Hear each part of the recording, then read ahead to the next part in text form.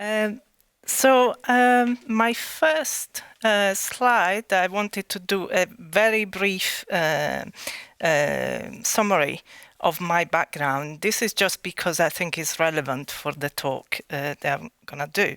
So I have a background in physics and music technology, and I worked many years in the UK. But my research, rather than focusing on music really, has focused on sound computing, sonic interaction design, sonification, which is a way to display data through sound, and also sound design for media production in particular.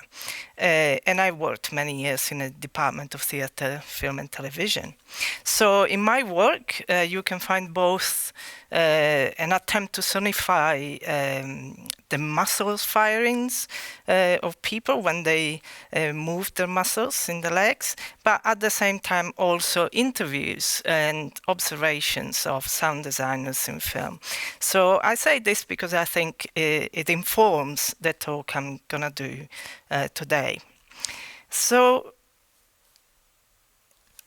I think sound is mysterious for quite a few people, certainly judging by the way many students in media production find it. They find it usually quite complex subject. And it is not surprising, because I think sound is a surprising, complex subject.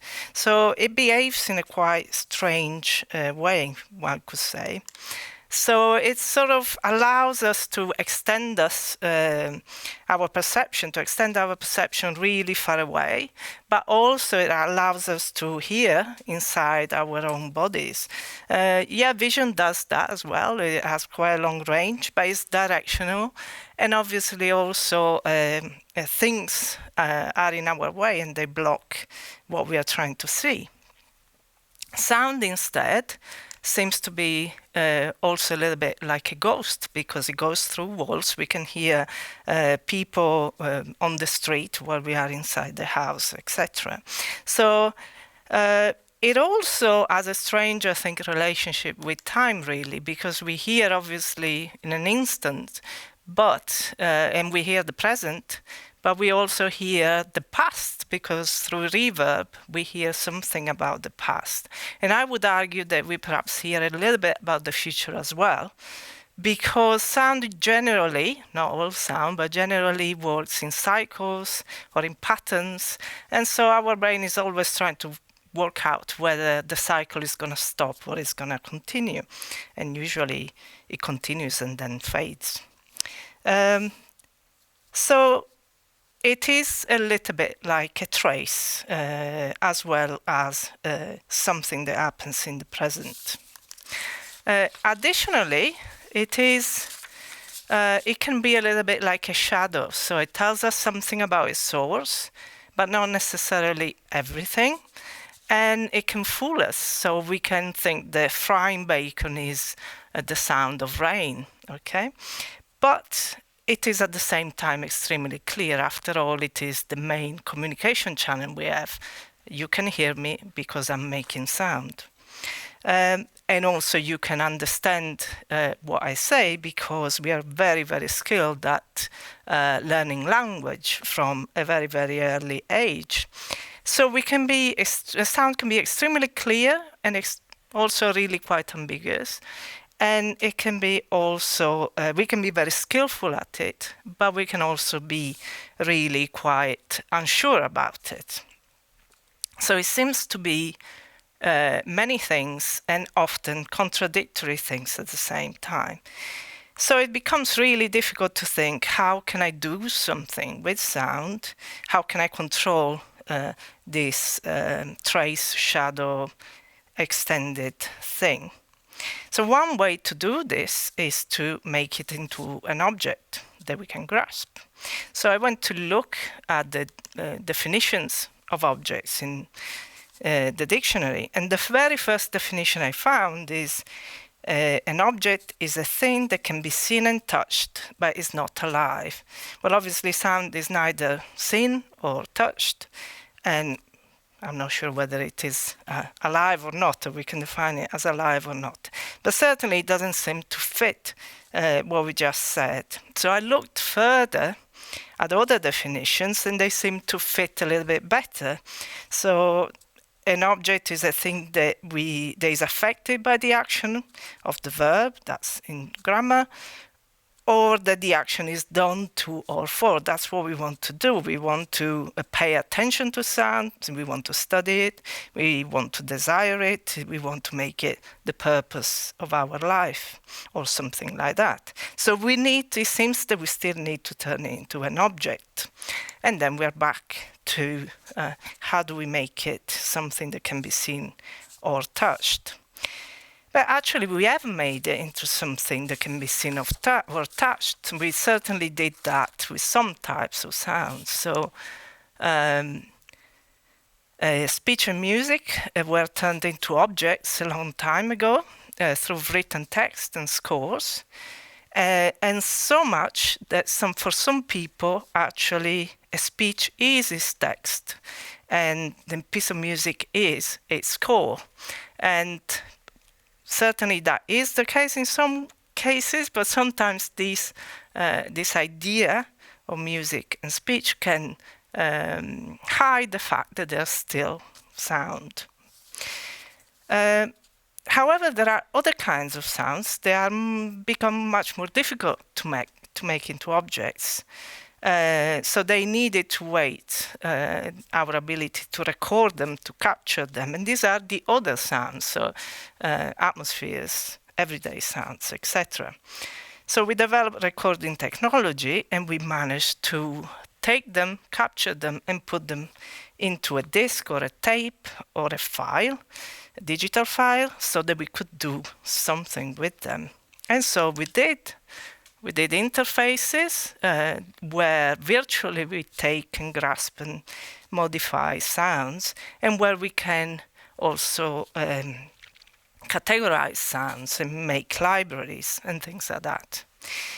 And so I have interviewed quite a few sound professionals, and I've seen them at work, and I think certainly this works quite well, certainly for voice and music in many areas, and also for some other sounds. But I've always been curious as to why there is a category of sounds that seems to defy becoming an object.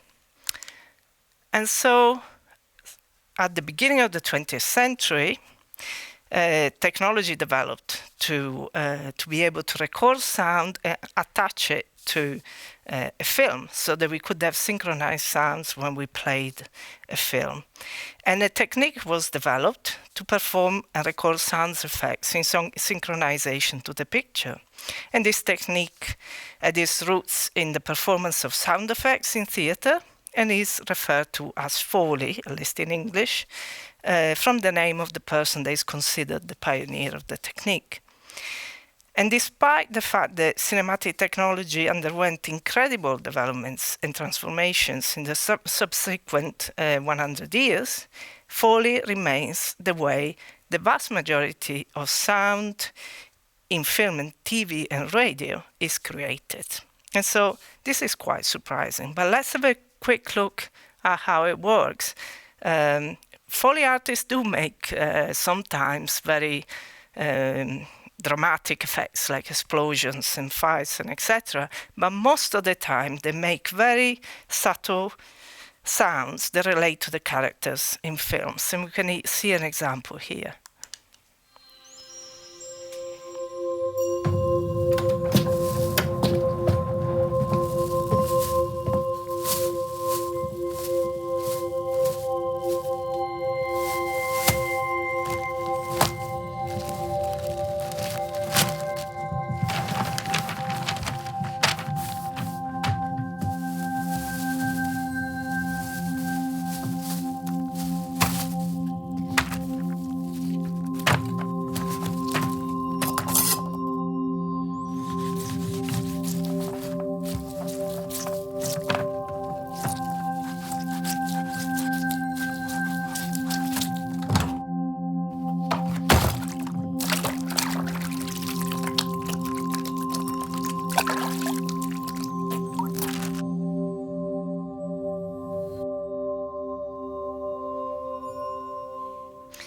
Okay, so these kind of sounds seem to defy wanting to become objects.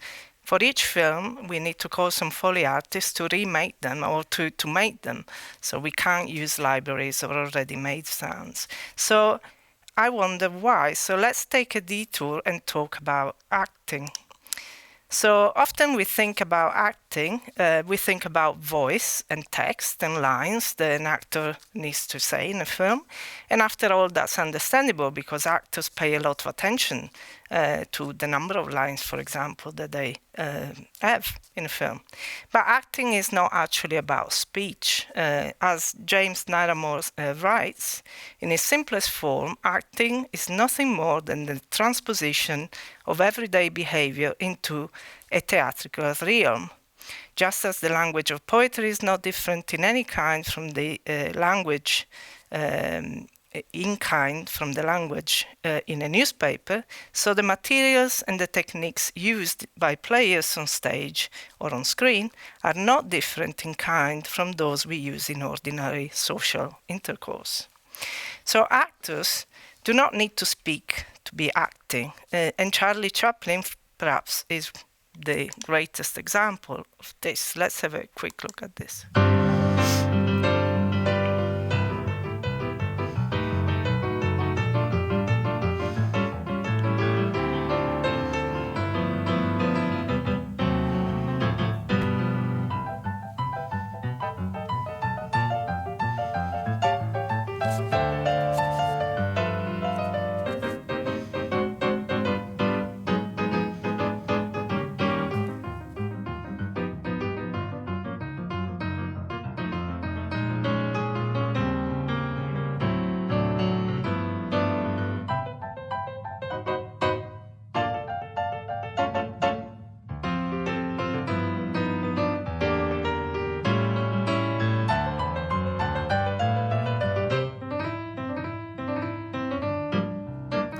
I'm going to stop it there.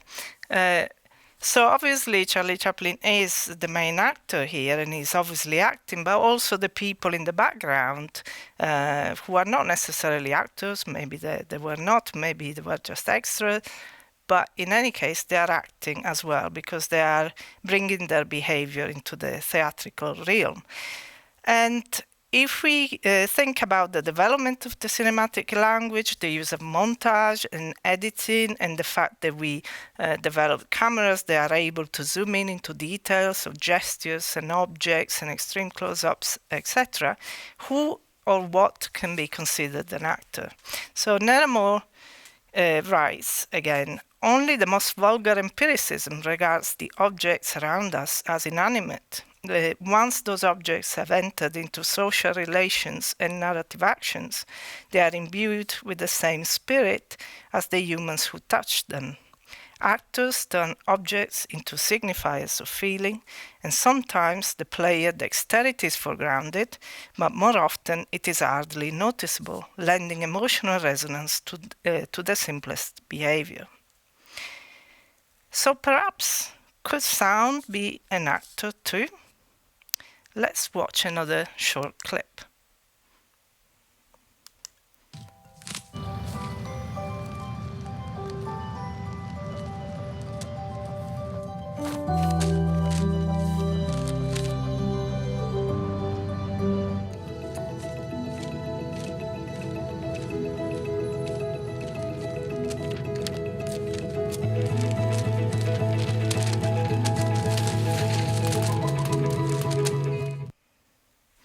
So who is acting here? I would say primarily the Foley artist. So if we agree that Alison Moore, the Foley artist here, is acting, why is she not credited under the cast? After all, voice actors are credited after cast and they are producing sound. I'm not arguing that she should be credited under the actors, but it is, in any case, quite strange. The Foley artists, who are not necessarily sound people, they're not necessarily musicians. They're often performers and dancers, ex-actors, etc., are listed under the sound department.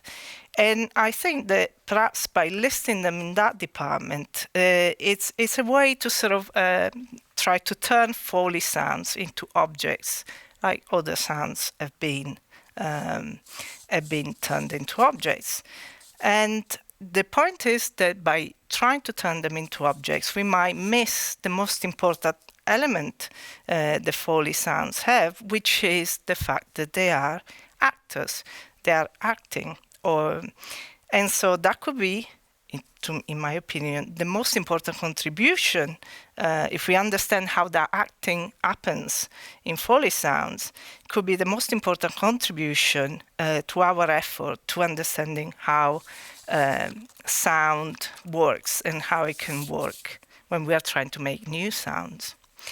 So the acting of Foley artists is actually in some way hidden in many ways, not only because they're not credited under cast, but also because often if you listen to descriptions of Foley, what is emphasized is the fact that they have many objects and that they are they are collectors of objects, which are always described as mundane, low-tech and cheap in nature. And often we, descriptions showcase recipes to make specific sounds. So, for example, coconuts to make horses.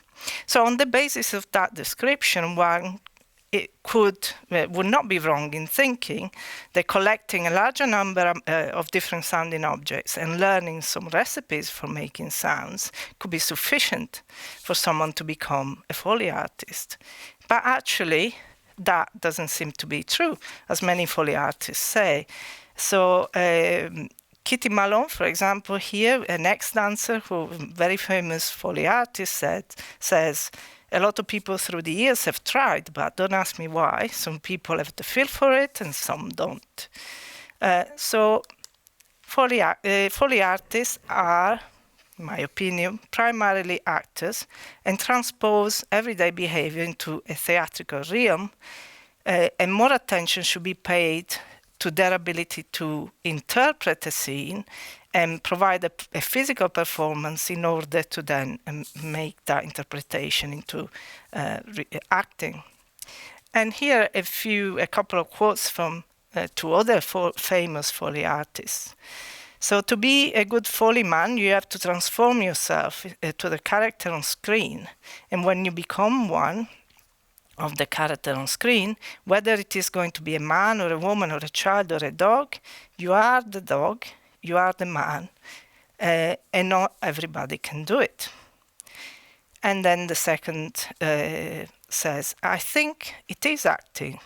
Are they sad? Are they energetic? Are they drunk? Are they stumbling? Are they cautious? Are they sexy? Trying to be quiet? Trying to be intimate?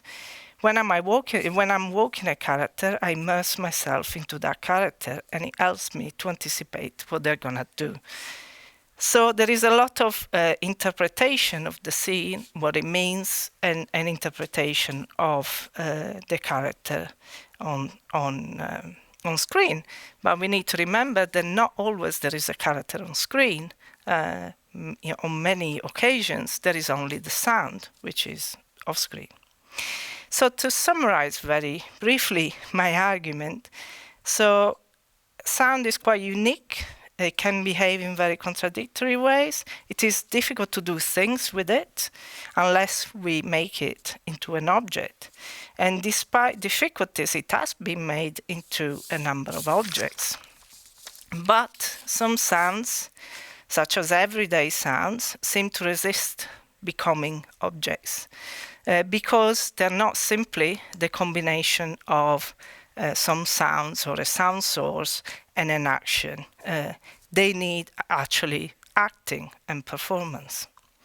So what does this mean for my research, which is primarily on the making of perhaps new everyday sounds for the future. For example, in this project, which I'm currently leading, we are trying to create new everyday sounds. They are felt, implicitly understood, rather than actively listened to, and they can affect our behavior in the house in relation to energy consumption. So this should be everyday sounds that we don't pay too much attention to, but that communicate to us about how much we consume. And the question is, these sounds should be sort of acting and communicating to me or to us. And so how can we learn from Foley artists how these sounds can be expressive? There is a number of ways, and I have, for example, in the past, through machine learning, for instance, created a database of expressive knocking sounds, in that case it was, and we have managed to synthesize new expressive knocking sounds. And that's okay, but the acting is sort of hidden in the machine learning algorithm. So I think there are other ways that need to also participate in this exploration of what Foley artists do, which use different methods. So methods in collaboration with Foley artists, methods they use ethnographic studies, design methods, remaking of objects, digital modeling of objects, in order to study the creative process, the acting process of Foley artists, their embodied knowledge, and the ability to act through sound, and use that to inform these new projects about the creation of new everyday sounds. So thank you very much for listening, and I have a few references here.